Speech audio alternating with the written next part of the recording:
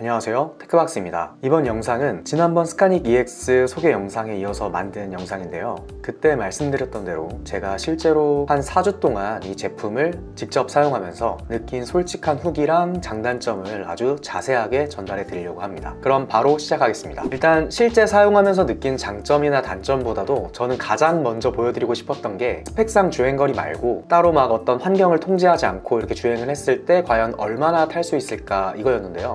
그래서 제가 직접 한번 타봤습니다. 제가 주행을 한 코스는 부산 중동역 근처에서부터 청사포를 갔고, 청사포에서 송정까지 갔다가 다시 중동역으로 쭉 돌아오는 그런 코스로 이동을 했습니다. 제가 평지 위주의 코스를 주행하려고 했는데 청사포에서 송정을 넘어갈 때 엄청 좀 가파른 경사가 많았어요. 그래서 그런 점도 참고해 주시면 좋을 것 같고요. 일단 제가 쉬지 않고 탔을 때 플러치로 키로수를 기록을 했는데요, 대략 한 18.6km를 탔고요. 2시간 1분 30초 정도 이렇게 탔는데, 그렇게 타니까 배터리가 한 칸 이렇게 남았습니다. 그러니까 스펙상 키로수는 이제 되게 통제된 키로수였어요. 스로틀만 하지 않고 페달까지 같이 밟았을 때 그렇게 해가지고 최대로 시간이 나온 건데, 실제로 이 정도의 키로수가 나온 걸 확인할 수가 있었습니다. 저는 솔직히 기대를 많이 안 했거든요. 가격대가 전기자전거 치고는 그렇게 높은 가격은 아니었기 때문에 현저히 떨어질 거라 생각했는데, 이 돌아올 때까지 배터리가 남았다는 점도 그렇고 힘도 충분히 있어서 꽤 가파른 오르막도 다 올라갔고요.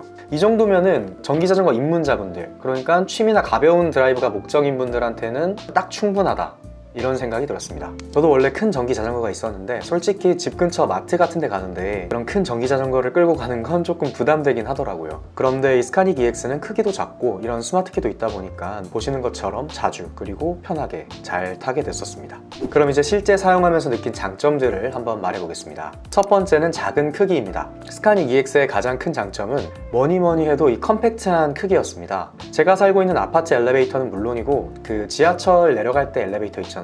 그런 작은 엘리베이터도 이렇게 무리 없이 탈 수가 있었고요. 크기가 작다 보니까 이렇게 이리저리 움직이기가 편하고, 그로 인해서 자주 타게 되는 게 있었습니다. 그리고 접는 과정도 쉬워가지고 차에 이렇게 싣고 라이딩을 가기에도 편하고 좋았습니다. 솔직히 배달용이나 정말 이걸 헤비하게 타시는 분들한테는 불편한 점이 있을 수도 있습니다. 그런데 그런 유저가 아니고 취미나 드라이브용으로 좀 가볍게 타시는 분들은 이 작은 크기가 정말 이렇게 귀여우면서도 여러 가지 이점을 가져다주는 큰 장점으로 와닿게 되실 겁니다. 두 번째는 이제 간편한 배터리 관리입니다. 이렇게 자전거에 바로 선을 연결하는 거는 어떤 자전거든 이 방법이 제일 편하긴 하거든요. 따로 뭘 빼거나 그럴 필요가 없으니까요. 근데 문제는 공간이 확보가 돼야 된다는 점입니다. 대부분 전기 자전거를 집 안까지 이렇게 편하게 들여가지고 세워놓을 수는 잘 없어요. 그렇다고 아예 야외에 자전거를 두게 되는 경우에는 충전이 참 애매해지죠. 그래서 결과적으로 실제 사용하다 보면 배터리를 얼마나 편하게 그리고 쉽게 분리할 수 있느냐가 중요해지거든요. 다른 전기 자전거 제품들은 배터리를 분리하려면 자전거를 접거나 안장을 아예 빼는, 그렇게 해야 됐었는데 이 스카닉 EX는 이렇게 그냥 안장 올리고 열쇠 돌리고 선 빼고 쓱 빼고 하면 분리가 되고, 다시 장착할 때도 그냥 역순으로 하면 끝입니다. 진짜 간단하죠? 실제로 사용했을 때도 이게 정말 편했습니다.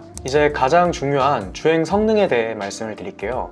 제가 사는 동네뿐만 아니라 부산이 일부 지역 빼고는 되게 경사도가 높은 그런 도로가 많습니다. 그런데 이 스카닉 EX는 그런 오르막길도 올라가는 출력을 보여줬고요. 특히 제가 정말 인상적이었던 건 가속감이 되게 부드럽다는 겁니다. 고가 전기 자전거뿐만 아니라 그냥 전반적인 전기 자전거 특징이 출발할 때 스로틀을 돌리면 몸이 뒤로 쓸리면서 우악 하면서 앞으로 나가는 게 있거든요. 이게 갑자기 속도가 확 올라가면서 몸이 뒤로 쏠리는 건데, 스카닉 EX는 좀 이게 점진적으로 가속이 돼가지고 몸이 뒤로 쓸린다거나 그런 게 전혀 없었습니다. 같이 앞으로 이렇게 이동하는 그런 느낌이 참 부드럽고 좋았고요. 안정감 있게 탈 수가 있었습니다.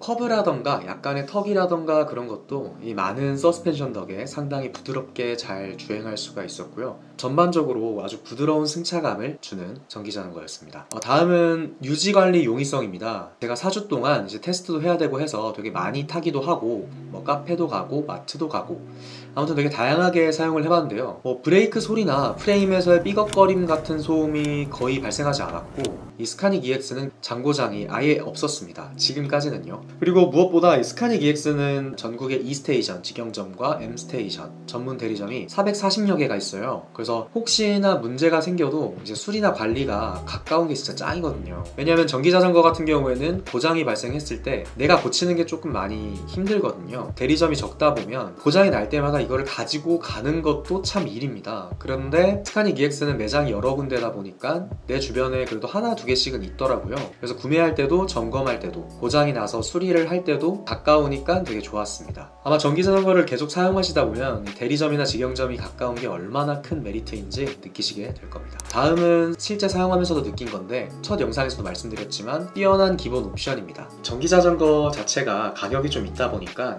사용하다 보면 언제나 이게 도난을 걱정하게 되는 상황이 많이 생깁니다. 주차를 하는 경우가 가장 그런데요. 그래서 저도 그랬고 도난 방지 제품들을 거의 필수로 구매하게 됩니다. 근데 이 제품들이 가격이 정말 만만치가 않습니다. 5, 6만 원 정도는 해야 좀 내가 안심할 수 있을 정도가 되기 때문에 그게 상당히 좀 금액적으로 큰 부담이었는데 이 스카닉 EX는 기본 옵션으로 스마트 키까지 있고 그리고 도난 방지 기능까지 모터에 다 있다 보니까 이거는 정말로 좋은 가성비 포인트가 아닌가 그런 생각이 들었어요. 그리고 전에 말씀드렸던 이 푹신한 안장도 따로 구매할 필요가 없고요. 뒷좌석에 타는 사람을 배려한 이런 발받침에다가 쿠션까지 이 기본으로 제공되는 점이 정말 마음에 들었습니다. 이제 실사용하면서 단점으로 느껴진 부분들도 좀 말씀드리도록 하겠습니다.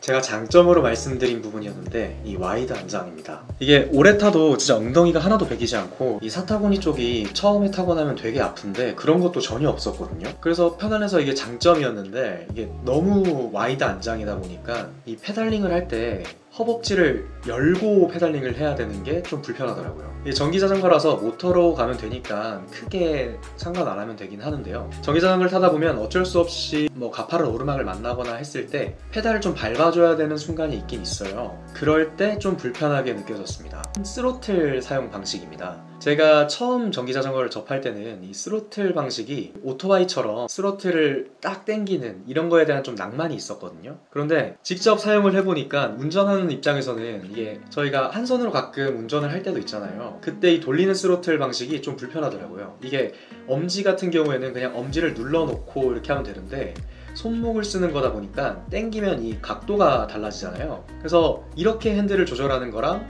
이렇게 핸들을 조절하는 게 상당히 다르다는 거죠. 이 평소와는 다른 손목 각도로 자전거를 운전하는 게 되게 어색하기도 하고 내가 원하는 속도를 유지하는 것도 이 손목으로 이렇게 해가지고 중간이나 최대를 조절하게 되기 때문에 조금은 어려웠습니다. 물론 이게 사용하다 보면 적응은 금방 돼요. 스로틀도 이렇게 손가락으로 잡아서 돌리면 문제가 이렇게 작아지긴 하는데 처음 사용하시는 분들은 이 부분에 대해서 약간 어색함을 느끼실 수도 있을 것 같습니다. 그리고 또 아쉬웠던 점은 기어별로 최대 속도가 없다는 겁니다. 이 스카닉 EX는 속도 단계가 하나예요. 그러니까 스로틀로만 속도를 조절할 수가 있는 겁니다. 그래서 보통 스로틀은 최대로 당기게 되는데 속도 단계가 1단계면 최대로 당겨도 속도가 한 5km 나오게 하고 2단계면 10km 뭐 이런 식으로 해놓으면 편하거든요. 그러니까 나는 5km로 달리고 싶다 할 때 그냥 5km 설정하고 풀로 당기고 2단계로 10km 풀로 당기고 이렇게 하면 됐었는데 스카닉 EX는 한 단계로만 돼 있다 보니까 스로틀로만 속도를 조절해야 돼서 그게 조금 불편했습니다. 이게 만약에 소프트웨어적으로 업데이트가 된다면 한번 이것도 좀 조절이 가능하도록 해보는 것도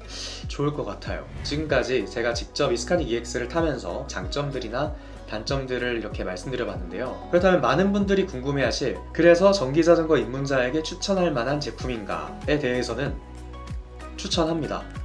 제가 뭐 다른 장점들도 있겠지만 그 단점들 같은 경우에는 이게 그렇게 구매를 안 하게 될 정도의 단점은 아니라는 생각이 들었고요.